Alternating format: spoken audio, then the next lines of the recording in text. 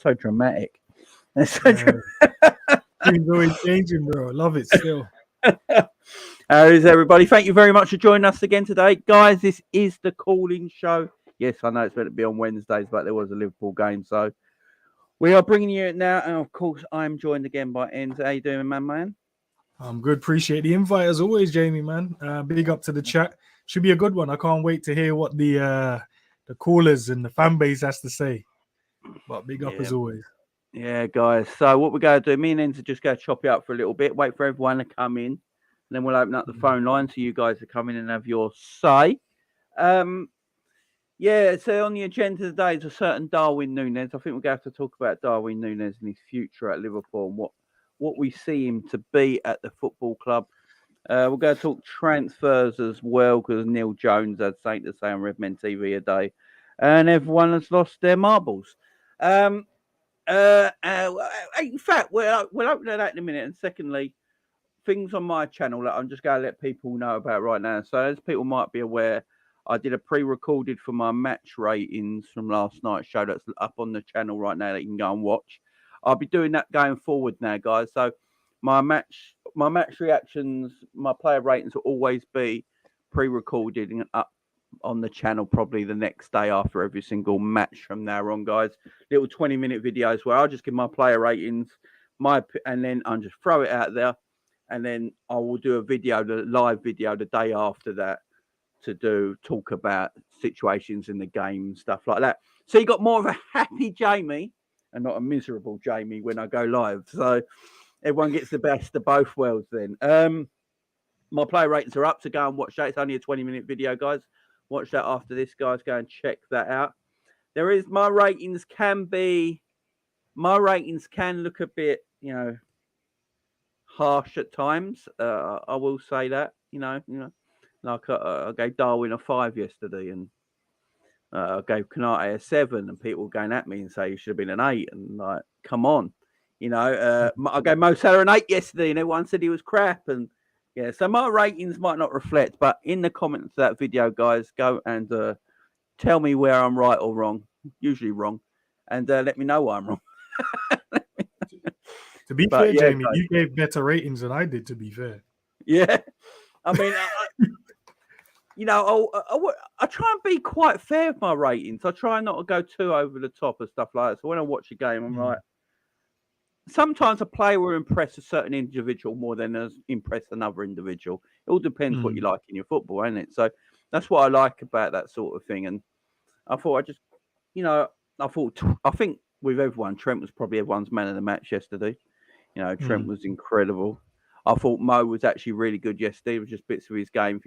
If he had a better final ball yesterday, I think we won the game easy. But I think that's just the only thing that let Mo down yesterday. I thought he was excellent. I thought Virgil was excellent yesterday. Kanate not quite as good. But Kanate's right back and centre back at the moment. So he's a bit all over the shop. Curtis Jones, I thought, was arguably the best midfielder if we're not including Trent. Because Trent's a hybrid at the moment, ain't he? And and we got some issues around the club that we need to talk about. Scrap says it wasn't a pen. The penalty. Look, I think it was a pen. It's one of them. Do you know that? But let's talk about the penalty situation first. Then that penalty situation. Like, when I watched, I was doing a watch along like you was and everyone else was, and when I saw it, Darwin nicked the ball. As soon as the striker nicks the ball and that defender throws a leg out, you're asking for trouble. And for me, it's a penalty. Now, contact, does it have to be? How much contact does it need to be? Because if he's thrown his leg out there and he's completely missed the ball, any contact, soft or not, is surely still a penalty at the end of the day. So, Jamie, the thing is, when you watch it, it doesn't look like he touched him as a lot or minimal contact. But if you played football and you've played the game, if you're moving at speed, and even the slightest of nudge can throw you off balance, and that's what happened. So it's one of those things you would have to have played the game or play some sort of football at a decent level. Where if you're running at speed and you nick it in front of someone, they swing a leg out, and I think it was more his thigh hit his thigh, and he threw him off balance. And then Nunez was like, looks good here. I might as well go down. But he was on his way down as well. It's one or the other. Man. I don't know. Every attacker it goes down. I don't care who you are, right? Every attacker goes down easy. Look, Harry Kane's the best at it. And Harry, what I don't get yet is that after the game yesterday, everyone's fuming on TalkSport. TalkSport presenters are fuming. I don't know what this company's got to do. I know they're owned by a certain fella who owns a certain newspaper, who's a certain arsehole, but they got a vendetta against Liverpool. We're going to get that in a second as well. But Harry Kane, when Harry Kane does it, it's clever play. That's all you ever hear. It's clever play from Harry Kane. Why wouldn't you do that as a striker? Darwin does it yesterday, and it's like, that's disgusting. It just shows that Liverpool get all the decisions. Liverpool only got like 3 penalties in like a year. I mean, year and a half. How many times we watch Salah absolutely get dragged down, smashed to the ground, and nothing ever gets given? And now he doesn't even throw himself to the floor anymore, does he? He always stands up now. Jamie, the only reason why we've even gotten penalties recently is because Klopp mentioned it. He mentioned it in the press conference, and then all of a sudden we start now getting penalties. If he didn't mention it, they would have been like blind eye again. So it's a penalty. I think it was soft, but soft penalties are still a penalty at the end of the day. Yeah. If it's soft, if people say, "Oh, it's a soft penalty," that means it's a foul. No, it's a soft tackle. It's a soft tackle. But at the end of the day, I don't blame Darwin for going down. I'd want every attacker, if he's my club, going down in that situation, because you've won the ball. The thing is, Darwin's got to the ball, and then the player's knee has brushed Darwin's knee, and he's gone to the ground. So he's made contact. Darwin got to the ball first. He's not in control of the football. It's a penalty. Look, I've had Man United fans on Twitter moaning about it. Man United fans cannot moan about decisions ever in my lifetime. They got a penalty after the final whistle. So any Man United fans complaining about Liverpool and all that crap, you literally got was it against Aston Villa? Yeah. You literally got a penalty after the final whistle. So I've never seen that ever. So they ruined me. They ruined football for me in that moment because I thought once the whistle goes, that's the end of the game. No matter what the decision is after that, you can get red cards and whatever after that, which is cool. Yeah. But I've never seen the final whistle go. They go, hold on a minute, we have to go and check something. Restart the game.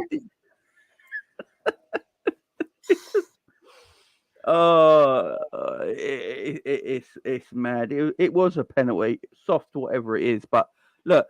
I think the problem is consistency in officiating in this country. That's the main problem. Like some people keep saying, like, "Oh, Liverpool got that penalty, but we didn't get that penalty last week for the same thing." But that's not Liverpool's fault. That's the balmy officials that are crap in this country. The officiating's terrible. It's like Gallagher the other day on Sky Sports saying, "Come out the other day, what was it when Haaland booted?" Was it Anderson, the Palace player? Yeah, I watched that. The top of the head with a high boot that Kevin Nash would have been proud of, yeah. And then, it's like, oh, Haaland went for the ball. In fact, the Palace player shouldn't have put his head there, right? Then the same geezer Gallagher the other day said, "Oh, Jota should have been sent off." You can't make this crap up. It's one thing or the other, man. Yeah, it's one thing or the weird, other, man. It's weird, and if we don't realize this now, then I don't know when we'll realize it. These guys do not like us winning games of football. They don't like us at all. Listen, it's always been this way, and it's been Liverpool versus the world, man, and that's how it's going to be. But when we got the Decepticons infiltrating, Jamie, that's what we have to kind of kick out, man. Can't allow these Decepticons in the fan base. No, Decepticon, I love it. But it's true, though. And look, and people, my best one I saw was the other day when people were saying that, the Premier League and the FA are trying their best for Liverpool getting to the top 4. Well, what do you mean? What, with 6 games to go when it's mathematically possible at United got 2 games in hand. If they were doing that, wouldn't they have tried that, a few more weeks back? Hey, Jamie, I'll start believing that when I see the Man United and Newcastle start dropping points. Yeah. when there's some decisions to allow them to drop points, maybe that will land. But at the moment, don't see that happening. It's just mad. Who thinks Jamie's a bum? I mean, I am a bum. Look at the state of me. But yeah, who thinks I'm a bum? Why am I a bum? What? Why am I a bum? Why am I? I don't know why I'm a bum. No, I know I haven't shaved and my hair needs a bit of a brush, but yeah, I don't know why I'm a bum. But big up to everyone in chat, though. Thank you for all joining us right now, guys. We're going to chat things up. We're going to talk about Darwin Nunez right now. We'll get to the transfer stuff in a minute as well when we get the callers on. But Darwin Nunez ends. You and me, big fans. Like we've always been on that. We're one of the two that are big fans. I know some Liverpool YouTubers that we won't mention their names, but yeah, they don't. They're not Darwin Nunez fans. You and me have always been there, pushing the guy, praising the guy. And this is how I look at it. Yeah, this is how I look at the whole Darwin Nunez situation. We'll go back to when Luis Diaz was bought. I think Luis Diaz suited the way Liverpool play and the way Jurgen Klopp's system works. And as soon as he played his first game, you could see that straight away. I think Gakpo's the same. I think he suits our system, the way we want to play, the way he plays football suits the way Jurgen Klopp wants to play. Go back all the way to Bobby Firmino. He was the system, tells you everything. Mo Salah comes straight into this team. The system suits Mo Salah to a T. That's the way he's the player he is. It suits him to a T. Jota. Look, everyone was shocked when we went and bought Jota from Wolves. Why are we buying Jota? Why are we not buying Werner? Jota suits our system to a T. Didn't need no bedding down or anything like that. Now, the only one you'd say out of all the attackers that don't really maybe suit Jurgen Klopp's system is Darwin Nunez. And when people slag off Darwin Nunez like they are at the moment, I will say one thing. If we've got a player that don't suit our system, he doesn't I think it's quite obvious that Darwin Nunez doesn't understand what's happening right now and doesn't understand what he's meant to do. He's playing left wing in a 4-3-3 when the midfield don't really supply him with any kind of, chances. We play go fetch with Darwin, like I've been saying the whole time. Like we just use at the beginning of the season, not so much now because he's not in the team, but at the beginning of the season, we were just throwing 60-yard balls into space for Darwin to run onto. And he's got, 15 goals in all competitions. And yes, it's maybe not enough for what the price he costs, but if he doesn't suit our system, has no idea what Klopp's chatting about, doesn't understand what he's meant to be doing, he's playing in a disorganised team right now, and as I say, don't suit the system. I don't think 15 goals in all competitions is too bad on that as a player. So from Darwin's standpoint, I think he's done better than I'd give him credit for what he's done, to be fair, because he doesn't suit. But going into the future and into next season, the reason I'm worried for Darwin, and the only reason I'm worried for Darwin, is that we bought Cody Gakpo. Now, we saw Cody Gakpo yesterday come on and actually play on the left when Darwin was still on. But then as soon as Darwin went off, he went back into his number 9 position. And look, Gakpo, when he came on for me, did more than Darwin did in the whole game. But I just think that's because Gakpo, he's playing more regularly at the moment, so he's a bit more fluid. Yeah. The Cody one's the thing that stands out for me, though, Enz. If I'm going on it, Jota and Gakpo for me right now, if we're starting out fresh August next season, first game of the season, say it's at Anfield against whoever it is, and everyone is available, I still don't know if Darwin's first choice out of that front three. I still think you look at Gakpo and Jota, and it's Gakpo's the one. Gakpo's the one. What do you think we do with Darwin? What do you think? We have to change tactics to help Darwin when he plays. Yeah, so that's the kind of issue at the moment, Jamie, is because you're right. We're not used to playing with an out-and-out number 9. We spent the last 5 years playing with a false 9. Gakpo comes in the same idea, false 9-ish, in that kind of mode. We're so not used to having a forward that runs in behind and runs into the channel, and you have to kind of put on the end of stuff instead of involved in the build-up. It's so weird, but I think going forward, like at the moment, the midfielders we currently have, you got Curtis, you would say now played himself into form. But if we look back at the start of the season, you're looking at Henderson, Fabinho, Harvey Elliott, Who else can I throw in there? Thiago, you'd probably throw in there. He was injured for quite a bit of time. None of them are really creative type of midfielders. They don't really create enough clear-cut chances for like an out-and-out striker. Where I think in the new system, I think now, and I think with the players that we've been linked with, I think they're more the creative type midfielders. Your Agates, your McAllisters, and whoever else, if you want to add Gravenberch to that list, and whoever else we tend to be linked with. They're more the creative style midfielders. So I think Darwin would then strive under those midfielders because then they'll know and look for those kind of movement and runs. The current midfield crop we have, they're not really playing in that way. And I don't know if Klopp knows how to play with a number 9. I think we tested it out at the start of the season. That's why you had Mo really wide and everyone was complaining about Mo's better when he's more involved in the play and he's more in the box to create the width for Darwin to run into the channels. But look, he's done well. We at one point in the season, majority of the fan base, I won't say all because I don't know if all of them, but from what I can see, majority of the fan base was saying Darwin was our best player. And because he's not now playing, it's out of sight, out of mind. I think everyone's forgetting that how good he actually was in the periods when we needed players. Look, Gakpo, he's a very, very good player. Will he stay at number 9? I don't know. But with current form, he has to stay there. I don't like him there, but he has to stay there based on current form and you don't change it. But then Jamie, come pre-season, you don't know. We might change the system, might change the formula, get some new players in, and then Nunez might look good. But at the moment, I get your point, and I get everyone else's point. Gakpo has to start because obviously it makes sense at the moment, and he fits the team in terms of the shape and system. But pre-season's around the corner. Pre-season friendlies around the corner, and then the transfer windows around the corner. If we buy a bit more technically gifted midfielders that can create those clear-cut chances for Darwin or create those, because Darwin needs to be on the end of things. His build-up play has improved because at the start of the season, we would say it wasn't that great.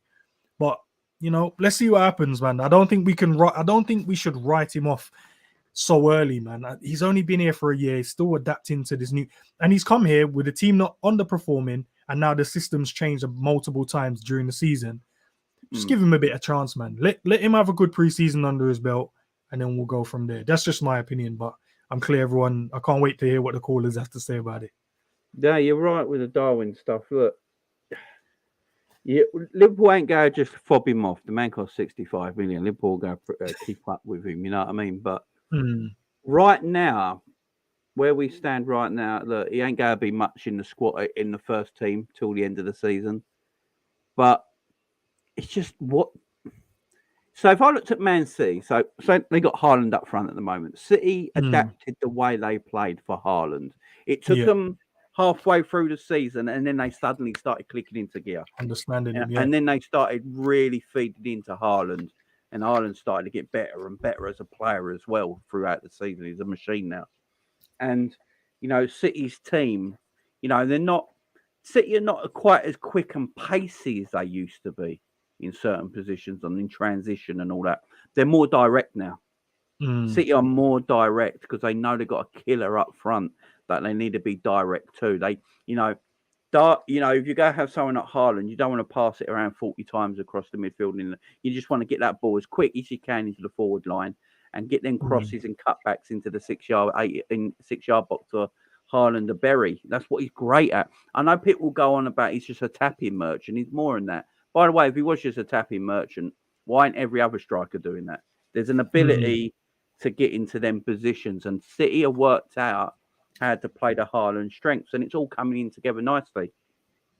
If Haaland, big up Monts, if Haaland was on the sideline for say 10 weeks, let's say Haaland was on the sideline for 10 weeks, and Alvarez came into the team as the main striker, City would have to play a different way to Alvarez. Yeah, correct. Yeah, and all of a sudden they changed the way they played to suit Alvarez's game. So maybe that's what Liverpool need to do. Maybe that's what Liverpool need to do. Instead of changing Darwin into something he's not, why don't we change the way we play to help a Darwin Nunez out? Now, Darwin Nunez he's never going to be like Gakpo as a player. Gakpo is just better on the ball as a footballer because Gakpo protects the ball extremely well. Gakpo is excellent with his back to goal. He's really good on them half turns and running away from midfielders and defenders and bringing the ball. He's a ball runner from deep. He can carry the ball really well. So Darwin's never going to be that. If Klopp wants Darwin to be like Gakpo as a number 9, I just don't think it's physically ever going to happen in his game. So we're trying to make Darwin the same thing he's not, which takes away from Darwin's game at the same time. So we got maybe when Darwin plays, we adapt the way we play. Maybe we change a bit of a formation. Maybe we play over 10 when Darwin's playing, or maybe we play 2 up when Darwin's playing. Change it around a little bit, because we don't really have to change it for Jota. We don't have to change it for Diaz. We don't have to change it for Gakpo. We don't have to change it for Mo. And they're probably all in front of Darwin at the moment. So if you do, I mean, Darwin's going to have to learn to get better in some aspects of the game. Yeah. Because who he plays for now. So he's going to have to learn. Well, when Klopp spoke in his press conference, what is it? I think it was a week or so ago. Can't remember what game it was before, but he was talking about, defending from the front, weren't he? That Darwin can't quite do that defensive forward play that Klopp likes. You look at Jota. Jota's very good at counter pressing, winning the ball back on the halfway line. Diaz is very good defender on the left hand side. Bobby, we know, was that, and Gakpo can do that. Darwin can't, but should we ask him to ends at the end of the day? No, do you know what, Jamie? Or should we just play to his strengths? No, do you know what, Jamie? I don't think that's right as well, because I've seen plenty of times, and this is what I'm saying about out of sight, out of mind here, because there was moments in the season and games after games where he was running back and helping us defensively and nicking the ball off players, or running back and helping out the fullbacks and running from forward to go and run past our midfield at points as well to go and make tackles. So I get, look, he's not doing it at the moment. And you're right. I think when we play with Darwin, we have to change the shape. And I think the difference between us and City, they have got those quality players to adapt to. Okay, Haaland's playing today. This is how we're going to play. Oh, Alvarez is playing. This is how we're going to play. Same as when they change their wingers as well. When Foden plays, they play in a different way to when Mahrez plays, to when Grealish plays. They adapt to the players they have on the field. I think we don't know how to do that yet. I think Klopp is so used to, once he gets a formation and a system, he goes, right, that's what we do. And if we buy players and we put them in this formation, if they work, they work. If they don't work, then we'll get rid of them and get them out of there.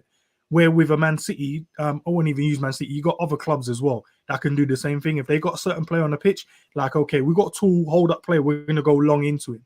If we got a pacey striker, we're going to go down the channels, or we're going to try and play into feet, and then we'll put someone close to him. We don't do that with Darwin. We just play in the exact same way and expect him to play like other players. But that's not what you should do. You should expect him to play like him, and we should adapt to get the best out of our players. I don't know, when did we get to a situation where we just think a system should just make everyone better? It doesn't. It doesn't always work that way. Sometimes you have to adapt to the player to help him become better. If we're not going to do that, then there's no point of keeping him. We might as well sell him. Yeah, exactly. We might as well sell him. If we're not going to do it, might as well sell him. Because he's not going to be like Gakpo. He's not going to be like Bobby. He's a natural out and out striker. Yes, he doesn't have confidence. Yes, he's doing some silly shit at the moment. That's cool. That comes with complacency. That comes with no confidence. That comes with trying to understand what the requirement is. He's at a big club. Those things are going to happen. But are we doing the right things to try and get the best out of him? I think at the start of the season we did, and then we went away from it because the results we weren't getting the results. So now we are. They're like, okay, let's put him to the back burner. Gakpo's doing what he needs to do. But let's see, man. Look, if we're not going to do anything like that, then sell him. Might as well. If we're going to, adapt to him, then keep him and we'll go again. Yeah, exactly. Look, big up Chris becoming a member. Thank you very much, my friend. Appreciate it. Really do. Guys, if anyone wants to become a member like Chris, just go and smash that join button. There's 2 membership levels available, pretty reasonably priced, starting at £1.99. Helps out the channel massively, helps the channel grow. So big up to Chris becoming a member. Big up, Chris. Appreciate it. No, you're right with all them points. I mean, it's going to be interesting. I think Klopp is, one thing we've always said about Jurgen, as great as he is, he's a very stubborn man. He's a very stubborn man. And one thing I will say, when Klopp gets his system right with the players in it, it is a tremendous system. There is no doubt about that. And that's why I understand why Gakpo's playing. I mean, that's why I understand it, because when he first came in, I remember you and me were talking about it. Why is he playing? Why is Nunez playing left wing, and why is Gakpo playing there? And the more I watch Gakpo play, actually, I don't know about you, Enz, but the more I'm impressed by him every time I watch him play. I think he's going to be a tremendous player for us. I think he's got a massive future. At the moment, right now, Gakpo's future at Liverpool looks brighter than Darwin's right now. And for me, that's a little bit of a worry when Darwin costs you 65 million M's. And that's not always price either. There's add-ons onto that goes up if we win things. So, it's a lot of money for a player. And this is what takes me back to recruitment as well. Who bought Darwin Nunez? Because we all know Klopp's system and the way he wants to play. And there was never any, I don't know about you, but there was never any inkling coming out of the club or anything that Klopp's going to change system or change tactics or change this and change that. And Darwin came and we played the same way, really. There's not really been anything. Klopp last week in his press conference said the best way for Liverpool Football Club winning is by counter press, which is his tactic. So if he's saying that still now, and then you look at the players that we're interested in buying, that don't really tell me we're changing our system either, because they're quite like for like what we got. They're just younger legs with a bit more quality. McAllister, if the rumours are true, which would be a great buy, by the way. It's just a huge upgrade on Henderson. You know what I mean? He'll do the same sort of job, but he'll have much more quality at the end of the ball. But it doesn't really, doesn't McAllister and Ugarte really change the way we play in our Klopp system? I don't think it does, really. So it adds more energy and it adds more creativity. That's about it. Because Fab is, look, he's been on form. He's been getting himself back to close to what he was at before. Obviously, he's not near where he was, but he's getting there. But if you add Ugarte and McAllister, they're going to add you energy, enthusiasm. They're going to add you creativity. They're going to add their Premier League proven. Well, McAllister is Premier League proven, World Cup winner as well. Ugarte looks like he's a top player, but he needs time and he might have to adapt to the Premier League as well because it's going to be different to the Portuguese league. But I think that's why we want to add those kind of players in it. I think that's the reason why.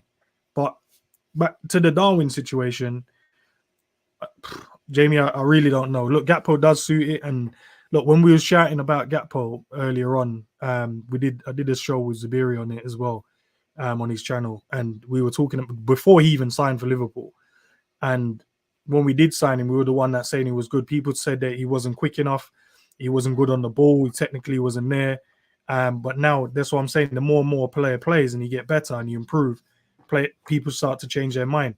That's the same thing with Darwin Nunez. When he started the season, we was complaining about him missing. Through the season, was like, oh, we need him to be playing because if he's not playing, we're not looking like we're going to score goals or win a game. And now he's out of sight again. We're like, oh, he's not good enough to play for Liverpool. Doesn't make sense to me. I think we just flip-flop too much. And most people are doing that at the moment. They're just flip-flopping through their emotions instead of actually thinking about it logically. Cool, he's not performing, that's fine. So don't just write a player off that quick. It's been here, a season now, in and out of the team. Can do better than that. Yeah. The one thing I would say, he had his chance yesterday, Darwin. Yeah. And I don't think he took it. That's my disappointment on it, because as you say, you and me are big Darwin fans. And he had his chance yesterday. Klopp played Diaz and Salah with him, which you would think would be, the two wide men that go play most weeks. You'd think are going to be Luis Diaz and Mo Salah. So he played them two with him, and he just didn't take it for me. I wish he took his chance, and we'd be sitting here now going, see how Darwin. You put that around him, But Monster says it here. Bottom line, though, he's a rhythm player. He needs to play to get the best out of him. He's fourth or fifth choice. Then now, how will he develop? I mean, that's the point as well. That's down to the coaching, though, Jamie. That's down to the coaching. You don't buy a player and then he automatically becomes fourth or fifth choice. I think we need to get that idea out of our heads. There's no such thing as fourth or fifth choice. If you're in form, you play. If you're not, you don't. It's not, you're now fourth on the list. No, if you train well and you play, Klopp always plays these players. If you train well, you'll play. If you have an attitude or you don't perform and you get your opportunity, and Darwin didn't take his opportunity yesterday. So that's why Gakpo will be back in the next game. But it doesn't mean Darwin won't get another opportunity. He just needs to be ready. And Klopp is very patient man. We know this. If normally would you think Darwin would have started half the games he would have started this season if Jota was fit, Bobby was fit throughout the I season? don't think he would have. I think I made a mention at the There beginning you of the go. season that I don't think Darwin would have played as much if everyone was fit. And I know I got an ambassador for that saying, why are we buying for 65 million? But you don't always have to buy, like Liverpool. We've been critical of Liverpool not buying young, up and coming talent when they're there to be bought. So maybe Darwin was meant to be bought for tomorrow, not for today. Even though he cost 65 million, maybe he was bought for tomorrow. Because at the end of the day, I do still think Jota's our best striker in a way. I think Jota's incredible. And I only a few weeks ago, I was thinking maybe let him go because of his injuries and all that, and like him not scoring in 12 months as he lost it a bit. But when Jota starts to get rhythm again, bloody hell, you forget how good he is. And, Jota probably starts in front of him. If Bobby was fit consistently, I think Bobby's had go for goals for game. Bobby's actually got a pretty good record this season. And Bobby would probably have been still in front of him. Diaz would definitely have been playing left wing most of the season if he was fit. So, then you could bring in Darwin slowly and bring him into the team. And he's the only striker, though, because, as I say, all the other attackers, what you've bought under Jurgen Klopp, he hasn't had to do that. They've just gone in and played straight away. We always talk about the midfielders and defenders. Like Fabinho took a while, to integrate into the team. Robbo took a while to integrate into the team. Konate took a little bit to integrate into the team. Unless you're someone like Virgil's an alien who just does what he wants. Yeah. But then like Salah's and all that as well, they sort of just like they played and went. Mane played and went. They didn't have to be brought in slowly. Darwin's been brought in slowly. But maybe that's because Klopp does see him as a project player. People might not like that word project, but maybe that's what Klopp sees him as. And he thought, right, let's get him now. Yeah, he's going to cost 65 million, but let's get him now so no one else gets him. I think what people don't take for granted as well, I'm telling you right now, if Darwin was up for sale tomorrow, big clubs would be up for Darwin Nunez. People might think that's a joke. Big clubs were after him. He's actually highly thought of in Europe. Take the English fan base away. I think everyone's a joke, right? You go into Europe, mainland Europe, they actually think Darwin's quite a high prospect. The big clubs will be in for Darwin Nunez to be sold in tomorrow. There ain't a doubt about it. So maybe Klopp sees that and thinks, right, prospect player that we can look into. So maybe next year, maybe Darwin's going to be 12 months behind in a way because of the injuries to the attackers this year. So maybe next year, we actually don't see as much of Darwin next season, weirdly, because everyone else will be fit. And Darwin comes in slower and everyone will be like, oh, it's 2 years now. What is Darwin? Maybe that's it. I'm not sure. But you'd be surprised, Pac-Man. Pac-Man, I think you'd be surprised, my friend. I think you'd be surprised. Bro, there's only like 3 or 4 elite teams left at the moment in terms of high top level, the way they perform. The rest of it, they're done by their names now. Yeah. So you're right in what you said, Jamie, bro. The elite. Look, before we signed Darwin, everyone wanted him. Yeah. Real Madrid are after him. Man United are after him. We just got him early. Carlo Ancelotti bigged him up when he didn't need to. Carlo Ancelotti was talking about him before Liverpool were even interested. It's like mainland Europe is different to England. We don't take anything seriously in this country. Like Europa League, English fans don't take the Europa League seriously. Mainland Europe take it extremely seriously. I don't understand why we disrespect it, but we do. I don't know why. But entitlement by most of these people, man. Barcelona would have him every day of the week. Barcelona are shit. Barcelona was one of the teams after him. Yeah, Barcelona. Look, Barcelona are a weird team. I think they've only conceded 9 goals in Spain, but they got smacked about by Man United in Europe. I mean, they're a weird. They're a weird side, man. The only elite club in football at this moment in time. Well, I'd say at this moment in time, the 2 elite clubs in Europe. I hate saying this, is probably Man City and Real Madrid. They are probably the 2 most elite clubs in world football right now. And then I think Liverpool, Bayern Munich. Can add Napoli to that one this year, bro. They've been on some smoke. I just one step down. But Real Madrid, man. Look, if Real Madrid get all these players they're thinking they're getting, I think we just shut down football, man. Just go win everything. But guys, what we're going to do now, we're going to get you guys in. Have your say on all the Darwin Nunez situation. Hey, listen, most of you guys in the comments have a lot to say. Make sure you call in, man. There's a few of you I see just being the keyboard warriors. Come in, jump in, and have the convo. Yeah, jump in, guys. Let's just talk about it. Big You up, know, Daniel. there's a lot to talk about, guys. There's also the transfer news stuff that's coming out today. So Neil Jones was on Red Men TV earlier, and obviously his quotes are right now on Twitter. And then one's going a bit, you know what Liverpool fan base is like. They're a good bunch who don't take things too personally, and they're quite chilled with stuff.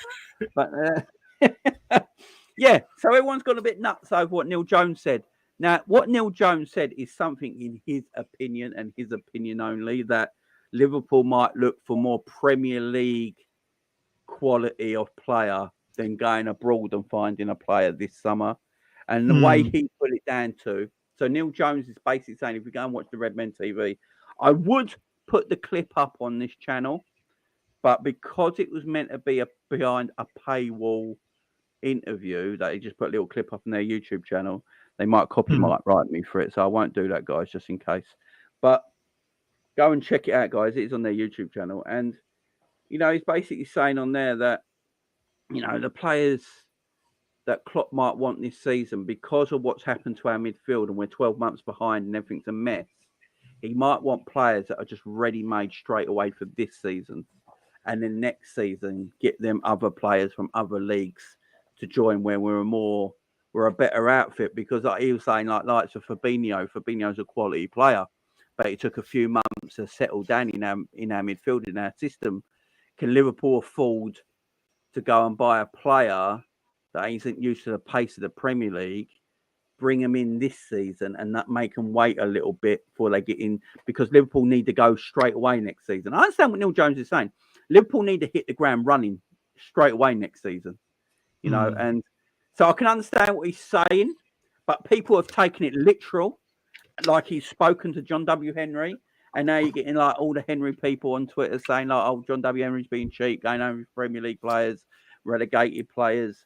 Yeah, like Gini Wijnaldum was relegated with Newcastle, but took us Premier League and Champions League glory. Them sort of players. The Premier League players are more expensive. Yeah, exactly.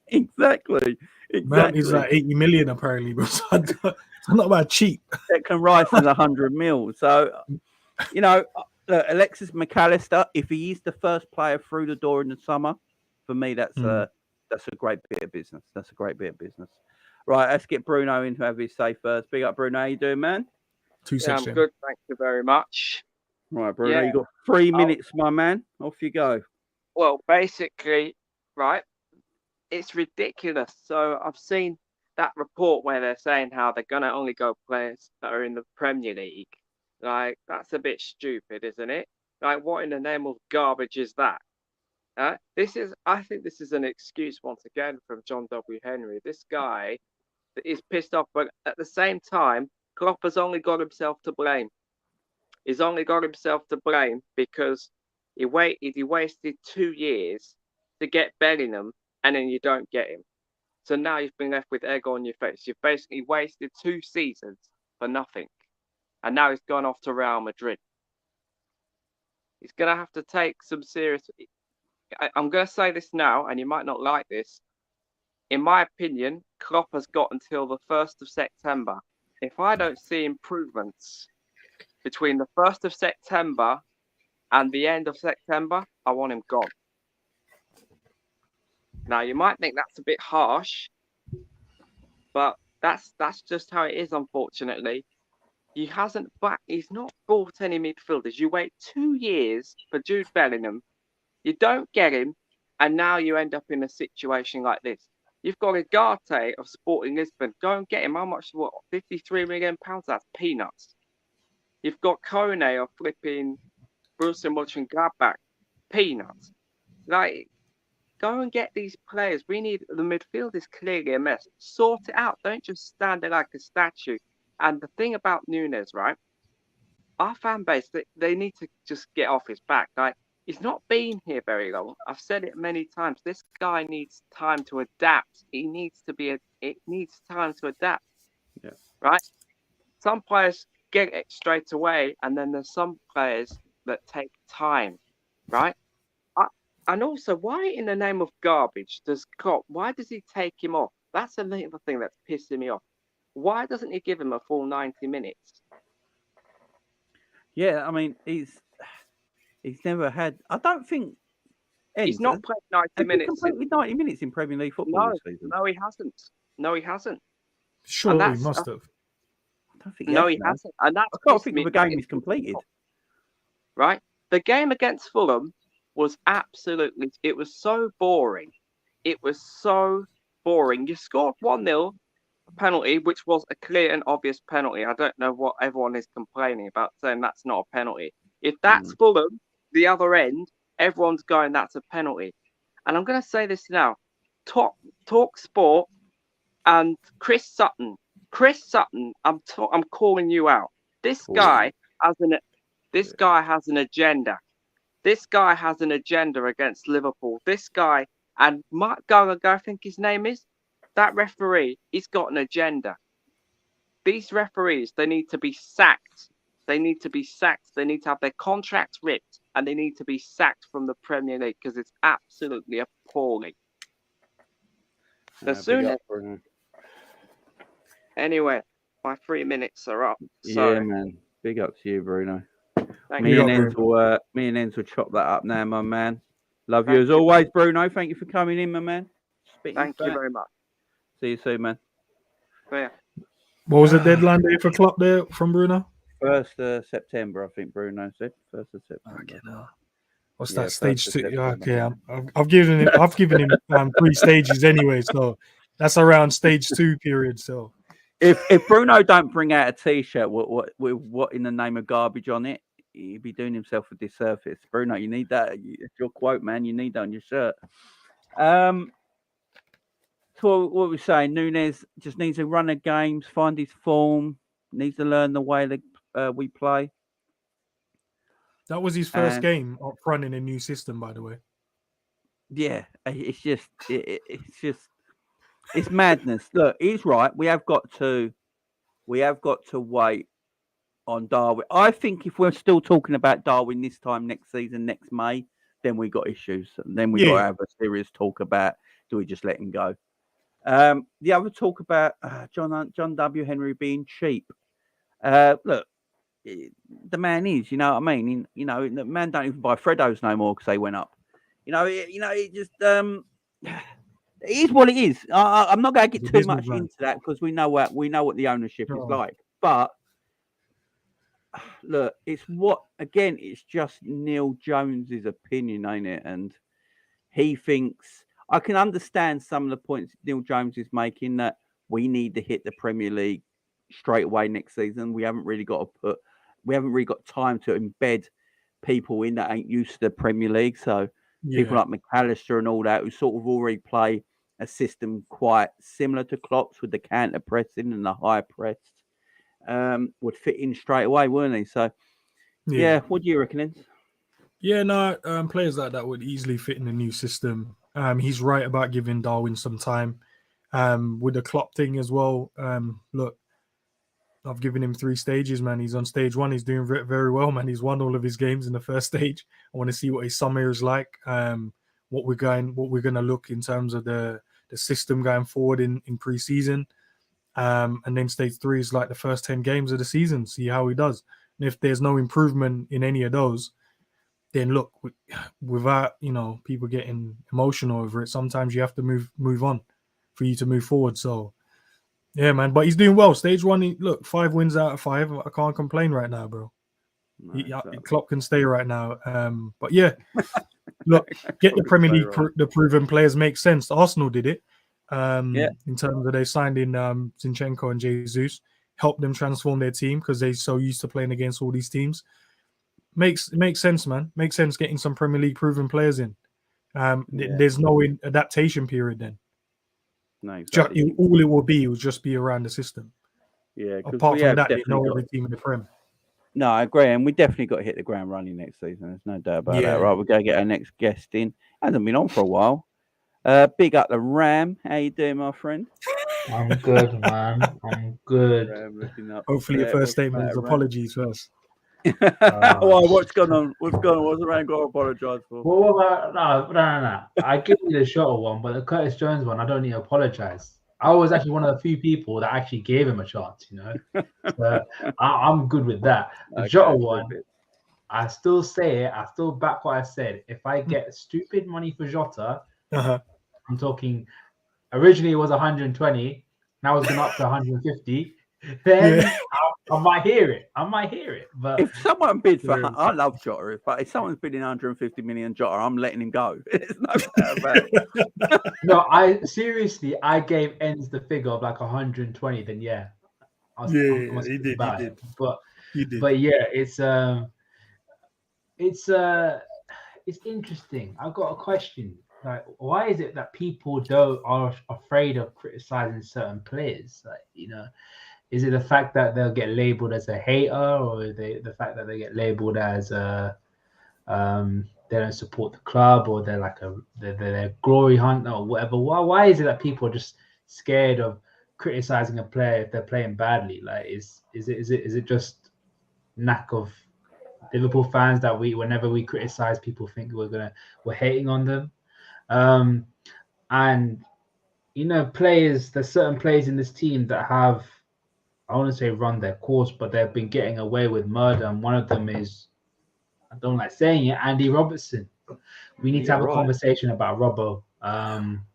And I think the reason to why it's happening and where we can have a solution, I think the solution is this inverted fullback / back three is killing him. I think a back four, if we're going to do Trent in midfield, it's got to be a back four. He's got to play the left back, and we have to sign a right back. And I have options of who I want. There's one particular guy that I really like. Name is Marcus Pedersen, plays for Feyenoord. But it's the case of, the question is, this inverted fullback, I think is good for now, but it needs tweaking. As in, like, we're not gonna get we're still so susceptible on the counter attack and defensive transitions. Like, it's good in one way, but it's killing us in another way. So that's what I've got to ask you guys, because I want to see if I'm the only person. Am I mad? Am I do I have a point, or am I just talking out of my ass? No, what I want to know is who's the players we're not criticising. So, to be fair, everyone's getting. The guys are not playing. I would say though. Is it Thiago? Have we got to have questions about Thiago? I mean, there's already questions starting about Thiago, but one is Konate on the ball. I think his passing ability is suspect, man. Is suspect, and people not really want to talk about it. But does he need to be good on the ball?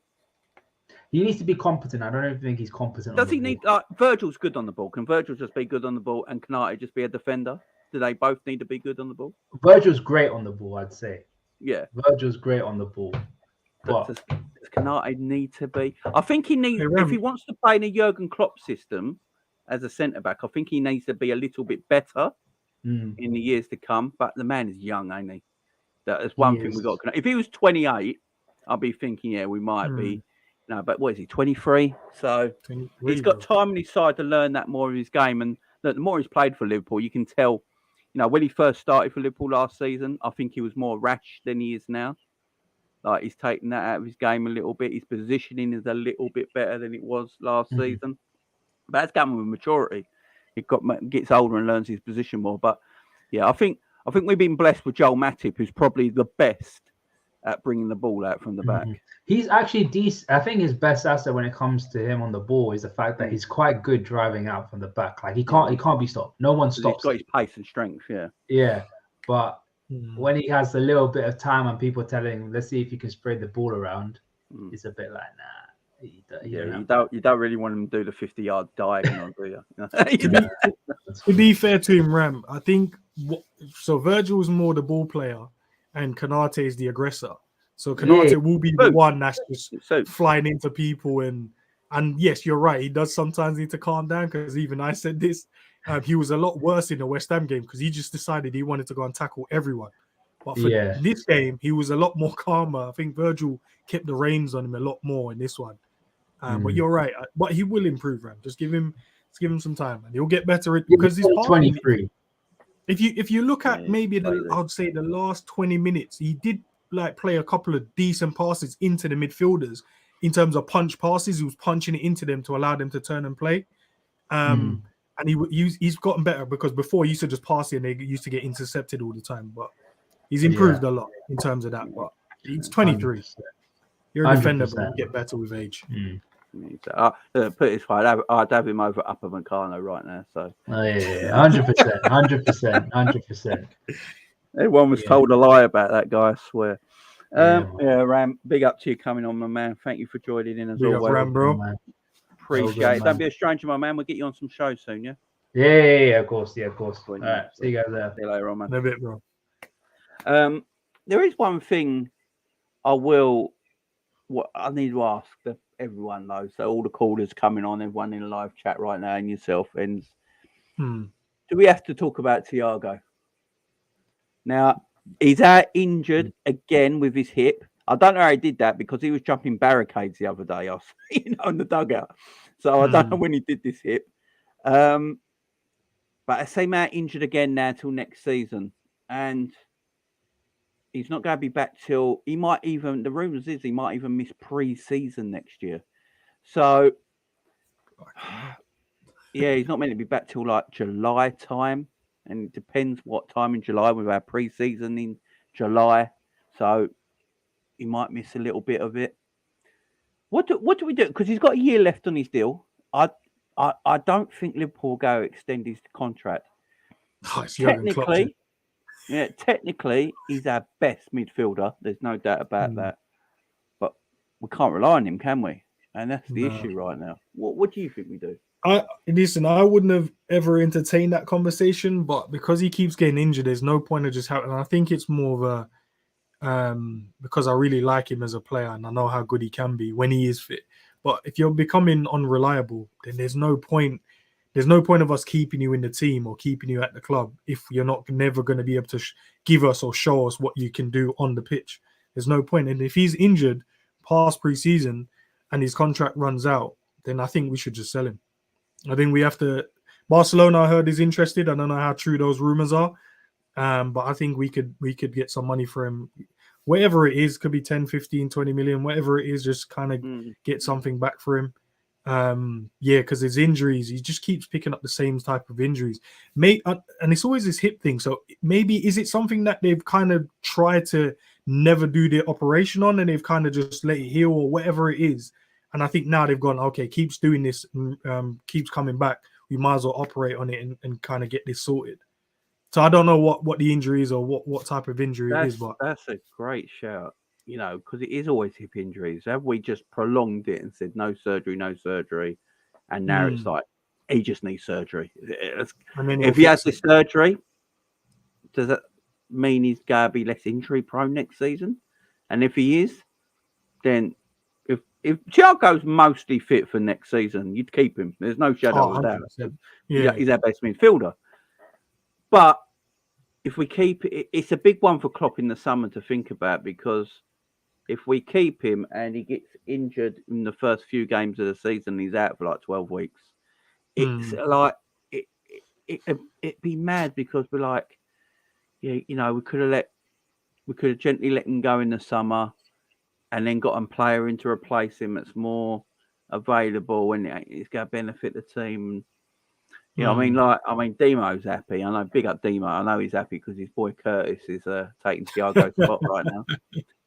There's a thing I want to get to Kurt. I'm going to talk about something about Curtis Jones in a bit that some people might get irritated with what I'm going to say, but I'm going to speak about Curtis in a bit. It's a positive, by the way, not a negative. But yeah, I'm going to talk about Curtis in a bit. We're going to get Albert on now, though. Our very favourite uncle. Big up, Albert. How you doing, man? You're mute, Albert. You're mute, my man. Oh, yeah. How's everything? How you doing, my man? I'm good. Yeah, listen, guys. Let's be patient with Darwin. Ensman is here. And you remember the things I said about Curtis Jones? Yeah. And now I'm fucking swallowing them like tight as sardines, man. Don't be like me, man. Jamie, Yeah, mate. you and I were on your show. We were selling Jota. Remember? Yeah, we had a nice price of 65 million if Newcastle would take him. I've Remember been we did to that? church. I've been blessed. I've taken. They've forgiven me. It's all good. Exactly. I spoke to my patron saint and I'm forgiven. All is forgiven. So let's just be patient with Darwin. Listen, I want to take that clip that's out on social media.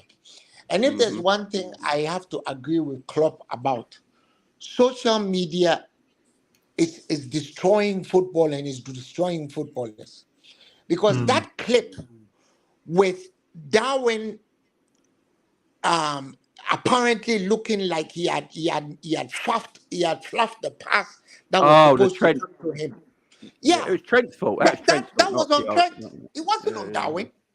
Because first of all, Darwin is not left-footed.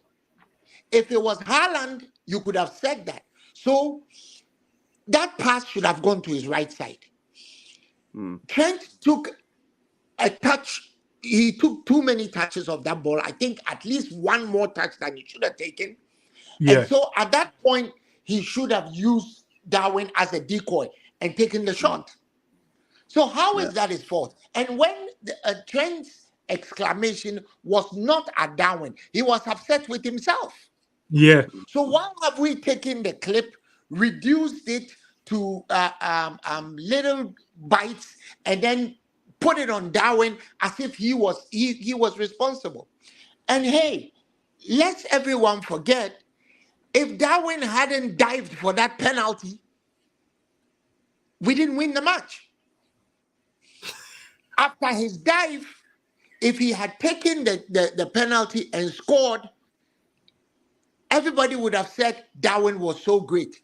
Because we've been talking about Salah, saying Salah was excellent in the game and saying he scored. How the hell did he score that goal? Somebody dived.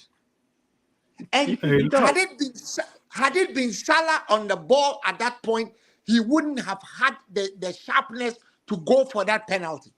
I don't know. I don't think Salah would have got the penalty if he went down. I think referee got him down because Salah would have been trying to score to increase his record instead of flopping, right? So let's give the dude some credit.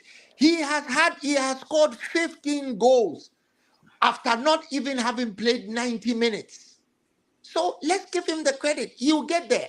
Another thing, Liverpool should understand that if we want to compete with Manchester City and Real Madrid, we have to have a deep team. So most of the players need to understand that you don't necessarily play 90 minutes, but you are an integral part of the team. What happened against Spurs? Jota was on the bench. He comes in and he does the do at the end of the match. And it's my assertion that the only person in Liverpool who could have put the ball in the net at that time was Jota. If it had gone to Darwin, he would have messed it up. If it had gone to Salah, he would have messed it up. If it had gone to Henderson, I don't need to go on, need I? It would have ended up in on Merseyside in Stanley Park. But what I'm saying is that let's give the guy a chance. On this show, we saw Jota. We were ready to give him, we were ready to take a receipt for him, right? We settled at 65 million. Newcastle were going to buy him. Are you selling him now? Are we selling him now? Jamie, will we sell Jota at this point? No, we won't. Not unless I get that 120 million M's from Rams. As ends about the shit I've said about Curtis Jones. I mean, I have had to ask for special prayers, man. And like I said, I'm swallowing my words like sardines. So I think we should be patient. It's one of the things that, despite being in this game for so long, we've never learned to be patient. I mean, some of the players are us, okay? We get that. Some of them, but we should give these little kids, and they are kids. We should give them a chance, despite the fact that they are paid so much and they have so many tattoos on their body. They are still kids. Let them cook, man. I think I will be surprised if Darwin doesn't make it in Liverpool. I will be surprised. I mean, people are already saying sell him. Sell him to who? You want to sell him, and then he comes back to Anfield in a Champions League match and completely cooks us? No, we're not selling him. He's already done that though, Albert. People. Exactly. To He be really fair, took us out. We're not doing anything like that. Listen, to be fair, Albert, we got to be a Champions League side for that to happen. well, we'll get there. We'll get there. We'll get there. Those of you who want to have patience with Klopp, let's have patience with him. We'll be back in there next year, no doubt. Yeah, no some doubt. of you have sold me. Have sold me on being patient with Klopp. Don't let me go back to where I was, because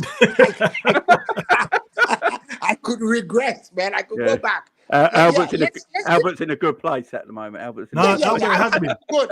I've been listening to all my friends, Ensman, Kurdish, you know, the Club Defense League Brigade. I've been listening to all of them. So now I'm with them. Let's just wait for them. But let's give them chance. And then let me go to this Ugarte shit. These guys need to stop playing with our minds and our hearts and our souls and everything, because the rate at which they are going, one fine day they'll be the only people watching Liverpool with this shit. After missing out on Bellingham in such an embarrassing manner, they knew that this news was going to come out. So Klopp had to create a diversion by misbehaving and being the center of the victory against Spurs. And now we are hearing this nonsense about we don't want Ugarte because we want a Premier League player. When he came to Arsenal, the team he came to play, when he came to the Emirates, when he played Arsenal, the team he played against, what were they? Were they not Premier League players? Didn't he outshine all of them, the Partys, the Jorginhos of this world? Didn't he play better than them? So what doesn't prepare him to play in the Premiership? Except cheap propaganda, right? And we are also trying to buy Gravenberch. What is Gravenberch a Premier League player? The last I checked, I didn't see his name. What is really going on, JB and Ents, is that they are haggling over 53 million pounds. That's what they are doing. The guy's release clause is 53 million. Sporting says pay the 53 million, and what we are doing is we are haggling over it. That's what's going on. So before you realize, somebody swoops in, gets the guy, and we say, well, we didn't want him anyway. Right? You get the James Pierce in the lead, and you get all the other people. What's that fat dude's name? Guy with his stomach as big as mine. The guy on Redmen TV. What's his name? Chris Pajak, right? But he wasn't any good anyway, right? We know what the deal is. We know what we want. And for those people saying Fabinho is safe, that's a big joke. You are going to get days when Fabinho is his old self. But by and large, we cannot rely on Fabinho. Fabinho is one of the reasons why we are where we are. He's one of the reasons. I'm not saying he's the reason, but he's one of the plethora of reasons why we're where we are. So let's stop joking. The joking season is over. Comedy hour is finished, right? This is real. Let's get real. Let's go buy the players we need for next season. Because look, next season, one of the things that we forget is that teams are getting better. Teams are buying better. If Leeds don't go out, and one of the reasons why I'm praying that Leeds go into the championship is that these guys are going to take full control. The 49er organization are going to take full control of Leeds if next year, if they don't go into the championship. They are richer than Todd Bowley, like 10 times richer than Todd Bowley. So they'll probably pump any amount of money they can get. Sheffield United, which is owned by another sheikh from the House of Saud, are now back in the Premiership. So let's stop playing. Get the players you need, because now everybody wants to succeed. I mean, where the hell did Newcastle come from? Newcastle were not supposed to be in the Champions League. Newcastle was that team that has a large supporter base, never gets anywhere, never does anything. They are all ensconced in their mediocrity up there in Jordanland, right? Now what's happening?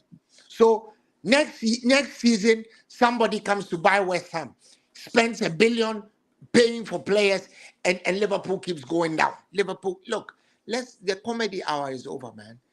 And if our owners have come to a point where they don't think they can steer and commandeer this team to the heights that we are used to, they should just pack it in, right?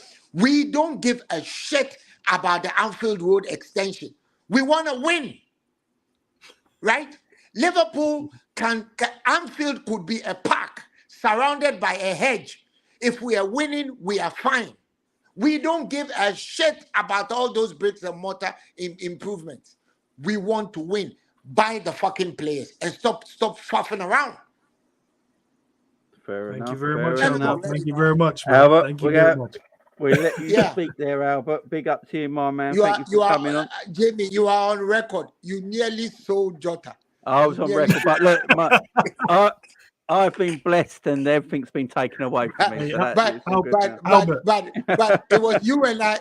It was you and I who were selling him without approval from the board. Albert, don't worry. I've written down names for all these men that's been telling me about Nunez. Yeah, don't worry. You see how I did the Bia Copa on your show. I didn't want you to call me out. You know, when you done something wrong and you know your mom is gonna punish you, you go to her and say, "Mom, I know what I did was wrong. I know I deserve punishment." But you know, in this day and age, look at Jesus and how merciful he was, and be merciful to me. So I came on the show, did a mea culpa, and I ran away before I was called out. Big up, Albert. Thanks for coming on, man. I'll see you soon. Man. Take care. See you later, mate. Oh, big up to Albert there. Big up to Albert. So, one thing I want to say on this Curtis Jones thing, but yeah, big up to Uncle Albert there. What I want to say about this Curtis Jones thing now, what I'm about to say, people, please don't get triggered, right? Trigger warning. I need a trigger warning, like flashing on the screen. Right, people don't get triggered, right? Curtis Jones reminds me of Gini Wijnaldum at Liverpool, and the reason I say that, it's not Curtis the player versus Gini the player or anything like that. It's what he does for Liverpool Football Club in that midfield. It's very, very similar. It's very similar. And Curtis, when he's fit, Curtis has got good feet. He's got quick feet. He's got a pass on him, and he can contribute to a goal. What Curtis does extremely well is he wins the ball back quickly. He's good in the tackle. He's good at protecting the ball. Now, we talk about sometimes Curtis holds the ball for too long in certain areas of the pitch. I always felt that's what we was missing, was that kind of player, because we gave it away too much all the time in midfield. And I'm not saying this is, exactly the same player as Gini Wijnaldum, because that'd be silly. Gini was great for us. Look what he won. And Gini is actually a tremendous footballer, And so I'm not comparing them as players. I'm comparing them what they do for Liverpool. Now, if you remember rightly, was it last season, Naby Keita came into the Liverpool team and he started to play Naby Keita in that Gini role. Do you remember? Yeah. Where Keita stopped bursting forward and stuff like that. And he had to be that more like defensive-minded midfielder, ran about, won the ball back in transition and all that sort of stuff.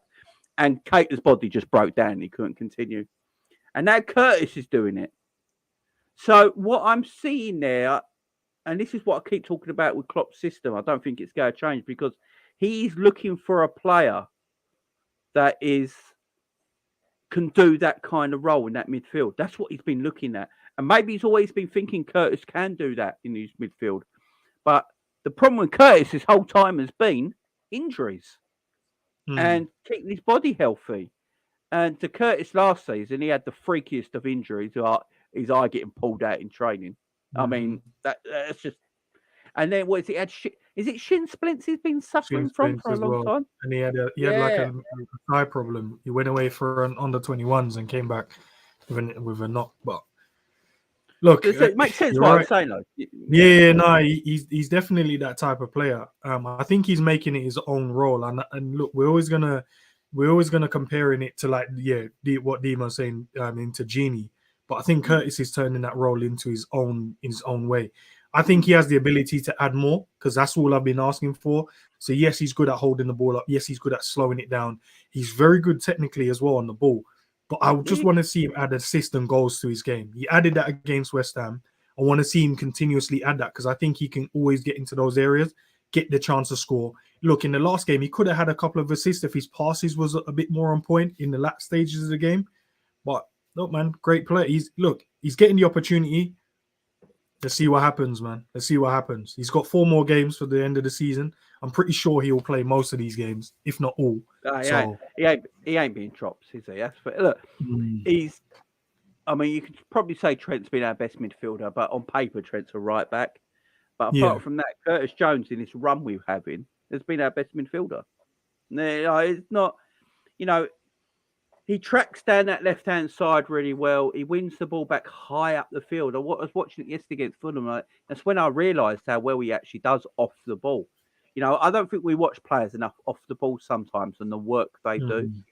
And for Jurgen Klopp's system, the off-the-ball work is so important. It's what you do off the work. It's how you press as a team. It's how you win the ball back. It's how you track back. It's how you track into space. How you cut out the passing lanes. All that sort of stuff is very, very important. And Curtis Jones is doing his thing at the moment. I think Curtis Jones has played himself into Liverpool's main starting squad next season. And, definitely going to be, if he stays injury-free, no matter who we buy, we'll have a big season next year. It's his spot to lose now. It's his spot to lose. It's down to him now. It's down to him. He owns it right now. No doubt. Right, let's get Paul in there. Big up, Paul. How you doing, my man? Big up, Paul. Are you there, Paul?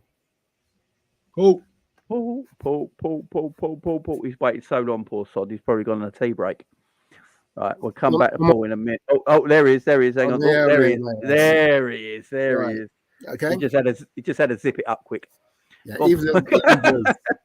How you doing, mate? Good evening, boys. How you doing, lads? Yeah, we're doing good, man. How you doing? That's good, right. I'm going to be controversial, mate, and it's go for it. Do your thing, man. Do your thing.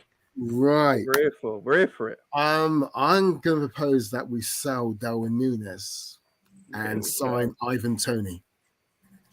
A lot more reliable as a striker than Darwin ever will be. Easily. Wow. We should have signed him in the summer rather than Darwin. Ivan Toney is a top player, though. I think he will move in the summer. I do think he'll move in the summer. That's unfortunate. We're going to miss out on him because we spent all that money on Darwin. Waste of money. I was totally against it. I was praying to God that we wouldn't sign him. My hands are going like this. Praying, clenched together. And I was praying, Lord, please do not sign him. No. But we signed him. So we have to live with it. But it still stands. I hope that we have the guts to sell him next season if he doesn't succeed. He's got another year for me. That's as much patience I'm going to give. Yeah, I mean the Darwin thing. I think Darwin gets. I mean next season, like me and Enz just said, if Darwin, we got the issues we got right now at some parts of Darwin's game next May, then I think we do have to have a talk because it'll be 2 seasons then. But you can't Ivan Toney. No, Ivan Toney is Ivan Toney is probably the best penalty taker in world football.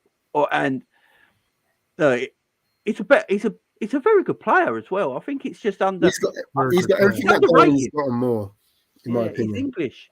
What it is, we do this all the time. Although we're English, we criticise English players. It's just a madness. I don't know. No, British-born players, whatever. We sort of rightly so, in my personal opinion. We look down upon. I think Ivan Toney's a better player than we give him credit for. Yeah. I think he gets. I personally see Ivan Toney at Arsenal. I really do. I think Ivan Toney. You can see him at Man United, and that's frightening for me. Yeah, I think Ivan Toney it at is a big club, incredibly frightening. 20 goals a season, man. Yeah. 20 goals a season, without a doubt. Anything else you want to say, Paul? Yeah. What's this about this Agati? I thought it was almost done. Then we're talking to him, and then we're haggling over 53 million or whatever. We don't want to pay it. And it's doing my head in. They should pay the damn money and stop farting around if we really want the player. I mean, Stop farting around.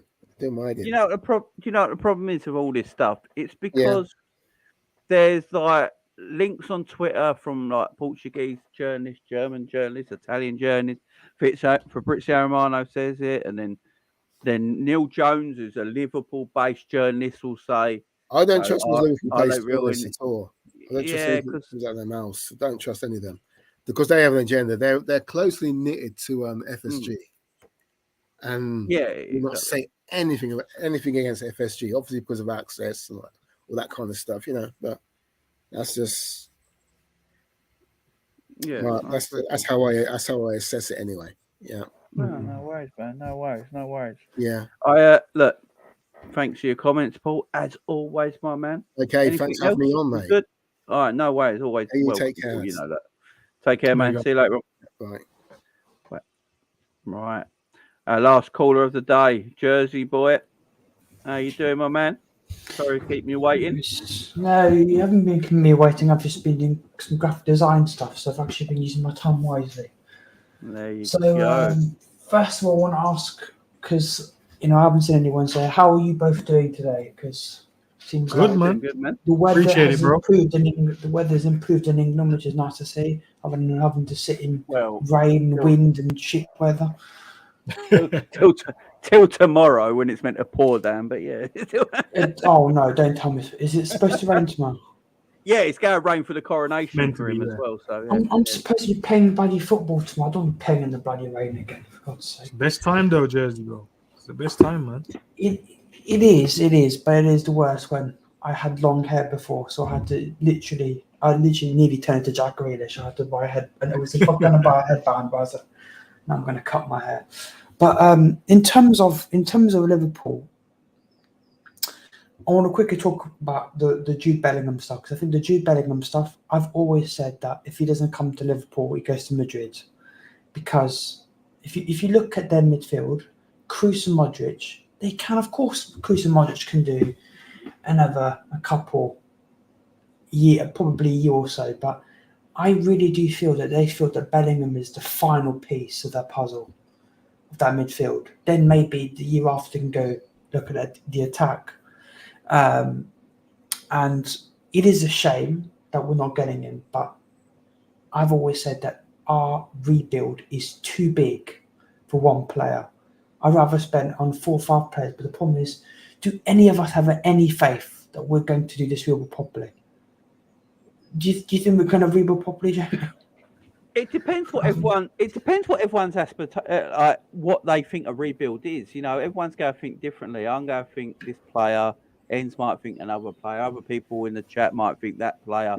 It all depends. Did I think Liverpool could rebuild into a Premier League and Champions League winning side with Gini Wijnaldum and Henderson in our midfield? Probably not. But look what happened. I always think, I will say this, and I keep saying this. If you've got a manager who plays a certain system, buy players that suit his system. You buy players that suit a world-class manager system, you will win things. If you buy players that don't suit his system, that he has to try and mould into a system, that's when you struggle. So I'm always happy with transfers. I think people get too concerned over transfers. Look, Mason Mount and Alistair came to Liverpool, and Ryan Gravenberch came to Liverpool, and they fitted Jurgen Klopp's system. And they're younger, faster, more motivated players than we've got now in our midfield. We'll be better next season. There's no doubt about that. So, yeah, it's all about the system for me. So, it depends what they see. I think Klopp's already made a light to it.